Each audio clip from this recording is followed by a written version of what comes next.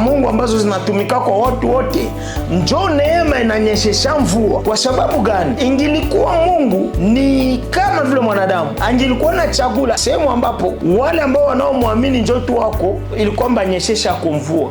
Lakini juu ni Mungu wenye upendo na mwenye neema, hii neema ujumla ananyeshesha mvua kwa wema na wabaya. Haijalishi ulizini, atanyeshesha tu mvua kwa ajili yako. Haijalishi ulifanya nini, atanyeshesha mvua. Njoo maana wewe ambaye haujamkubali bado Yesu, nataka kuongea na wewe.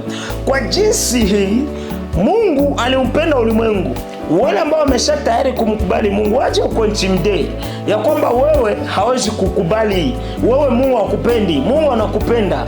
Wale ambao wameshakuwa wahubiri waache kukuogopesha kwamba gazabu ya Mungu itakuangukia, okoka, fanya hivi. Mungu